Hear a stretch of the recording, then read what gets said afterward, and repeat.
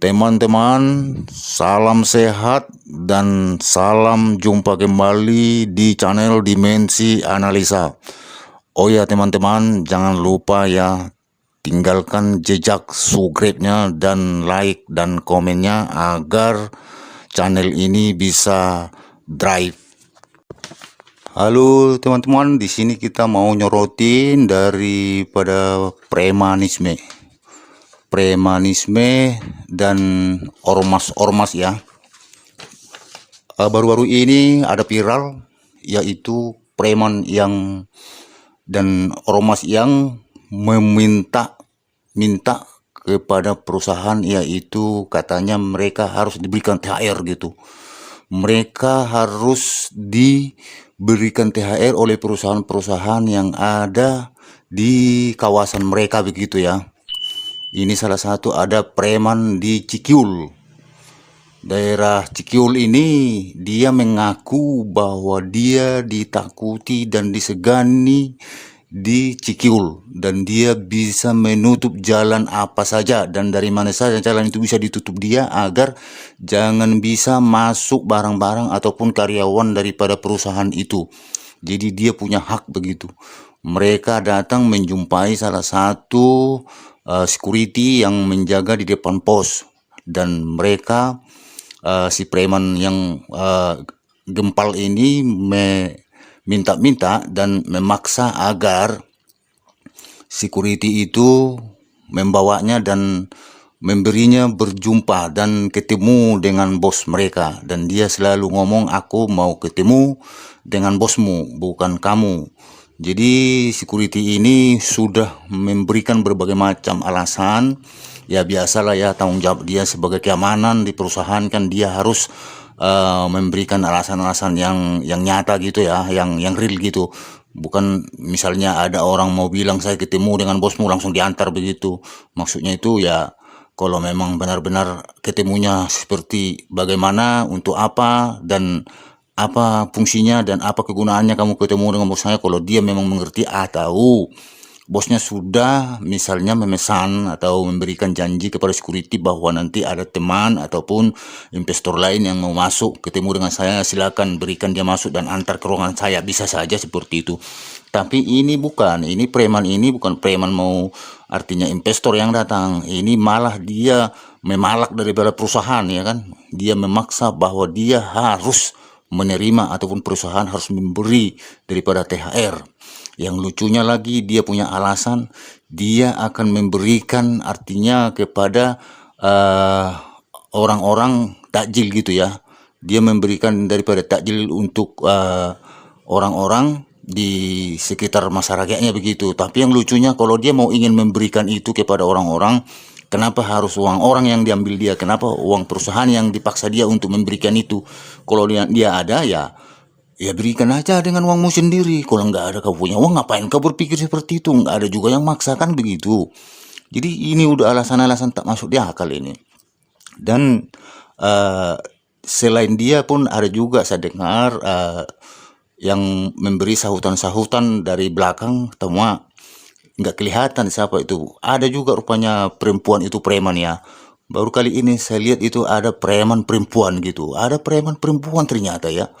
Itu ada suara-suara bunyi-bunyi dia dari belakang itu. Dia bilang bahwa dia datang ke perusahaan itu hanya cari beras, bukan cari berlian ataupun untuk beli apa namanya, Fortuner begitu. Jadi sepertinya sudah ada preman yang lain selain orang ini yang datang, dan preman yang selain orang ini yang datang itu sudah mendapatkan THR itu. Jadi mereka ini mungkin belum mendapatkan, kira-kira begitu ya. Jadi makanya mereka datang langsung untuk menjumpai bosnya. Kenapa kami tidak diberikan? Kenapa orang itu sudah diberikan? Kira-kira begitulah. Begitu bahasa-bahasa perempuan dari belakang ini. Saya sih sebenarnya penasaran nih, perempuan ini siapa ini sebenarnya? Gimana ini bentuk mukanya ini, wajahnya nih, kok bisa jadi preman dia nih? Ini yang saya mau, misalnya mau saya lihat dia sebenarnya. Saya penasaran sekali.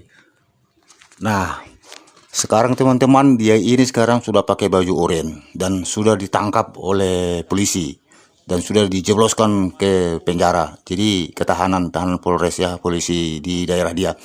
Jadi inilah mungkin karena sudah tersebar dan sudah viral dia punya berita ini, dan di mana-mana pun orang sudah paham bahwa preman ini memaksa sebuah perusahaan gitu harus memberikan uang THR sama dia, padahal dia bukan bekerja di sana, bukan ada apa-apa, cuma hanya mengaku-ngaku sebagai preman. Itu pun preman kelurahan kok.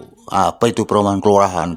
Kecuali kamu di suatu kota madya ataupun misalnya satu kawasan provinsi ataupun ibu kota begitu, ke preman mungkin disegani orang lain. Ini kelurahan mah, ngapain kamu perut-perut buncit di situ, mau tunjuk perut di situ, cuma hanya kelurahan. Ya kan, tapi sekarang ya syukurlah sudah ditahan dia, sudah di apa, diproses oleh polisi. Nah, beginilah cerminnya orang Indonesia. Beginilah perangai preman dan ormas negara 62. Di tak ngerti kenapa undang-undang ini lemah kepada ormas-ormas dan preman-preman. Jujur saja ya, jujur saja. Saya sendiri menginginkan seperti gaya-gaya Soeharto zaman dulu tentang preman ini ya. Ya, memang saya sendiri sangat merindukan itu. Saya memang sangat merindukan itu dengan cara-cara Soeharto zaman dulu itu terhadap preman-preman zaman sekarang.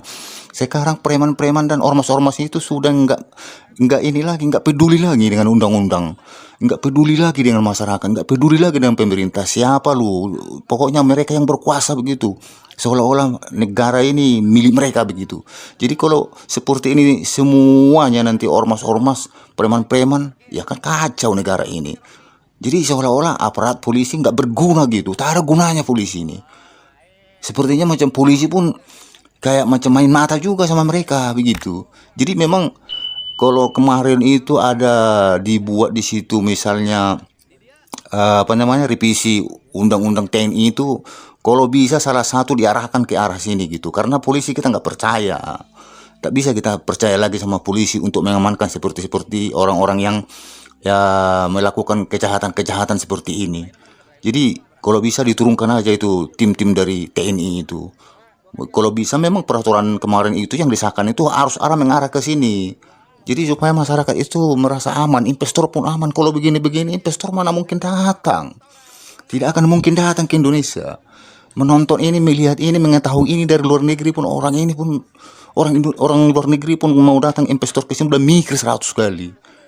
Apa ini katanya? Kok ada pula yang mau dikasih uang sama orang-orang tak dikenal gitu, yang tidak bekerja? Kan begitu. Jadi ini salah satu penyakit di Indonesia ini. Bagaimana kita mau mendatangkan investor? Kita mau ingin investor. Tapi kalau seperti ini, investor apa yang datang coba? Siapa yang mau datang investor kalau seperti ini? Perusahaan mereka pun belum tentu untung mau buat perusahaan di sini. Tapi sudah ada yang malakin. Sudah ada yang minta-minta. Ya belum lagi dari ini, belum dari ini, belum dari itu, belum dari itu. Banyak yang mau dihadapi perusahaan-perusahaan. Jadi bagaimana orang itu mau mikir mau datang tanamkan saham di Indonesia, kan begitu. Jadi inilah gambaran-gambaran memang penghambat daripada kemajuan Indonesia. Ini penghambat, ini salah satu yang menghambat inilah yang begini-begini nih. Kalau bisa kenapa ya? Kenapa enggak artinya cari uang ataupun cari daripada kegiatan yang lain gitu, selain memalak-malak seperti ini, kan? Jadi orang investor pun jadi ketakutan jujur. Dan beberapa bulan yang lewat pun banyak bos-bos investor itu mengeluhkan seperti ini, pemalakan-pemalakan ini, yang ada yang bulanan, ada yang misalnya per minggu. Jadi banyak investor-investor yang mengeluhkan ini. Ya semoga aja pemerintah, semoga aja Prabowo memperhatikan ini. Kalau tidak ya pemerintah Prabowo ini, kalau memang dia tidak memperhatikan seperti ini, ya sia-sia juga Pak Prabowo mengatakan bahwa dia mantan daripada TNI, mantan daripada Kopassus katanya. Kalau yang seperti ini aja dibiarkan, udahlah, tidak ada lagi fungsinya di situ, cuma ngomong aja. Jadi kalau bisa ya masyarakat dan saya sendiri juga berharap bahwa Prabowo pun ya tolonglah, pikirkanlah seperti preman-preman ini, coba lah dibubarin lah ini. Ormas-ormas lagi satu. Ormas-ormas ini sudah terlalu banyak ini. Mereka juga sudah paten-tengan semuanya. Coba gaya-gaya ormas itu, lihat. Gaya-gaya militer lah, pakai macam dinas-dinas militer lah, pakai pangkat-pangkat lagi. Apa itu? Ormas apa itu? Gimana itu maksud tujuannya itu? kok ada militer negara di dalam militer negara lagi. Jadi kayaknya ini bisa-bisa nanti kayak Timur Tengah gitu. Kan banyak ormas-ormas di Timur Tengah dalam satu negara itu semacam negara gitu loh. Ya buktikan aja seperti macam Hizbullah gitu ya. Kan Libanon nih, Libanon sebenarnya negara, tapi kok ada Hizbullah, ada militer Hizbullah, ada militer Libanon. Padahal dalam satu negara seperti itu, ujung-ujungnya nanti bisa seperti itu loh. Seperti Hamas kan, Palestina. Palestina sebenarnya dia punya negara itu. Tapi kok ada Hamas di situ? Kok ada pemerintah Hamas di situ? Kok ada perdana menteri Hamas di situ? Kan seperti itu. Jadi nanti lama-lama kau dibiarin ya seperti itu Indonesia ini. Masing-masing punya bikin ormas. Coba lihat aja dari gaya sekarang. Gaya-gaya militer, ya kan? Bajunya itu coba lihat tuh. Ada pula propos di situ. Ada propos dibuat di apanya itu. Jadi tak ngerti kita gimana nih. Cuma presiden dari dulu-dulu itu membiarkan. Sepertinya macam mereka itu membiarkan, kenapa ya? Mungkin ini salah satu andalan mereka juga untuk sebagai pendukung gitu, untuk mendukung mereka, nggak tahu juga lah ya. Jadi tolonglah, kalau dalam hal ini sudah terjadi banyak, sudah viral banyak, daripada investor takut datang ke Indonesia, tolonglah Pak Presiden perhatikan ini, perhatikan seperti ini. Bagaimana menurut teman-teman, apakah ini si preman ini wajar ditangkap polisi atau bagaimana? Berikan komen.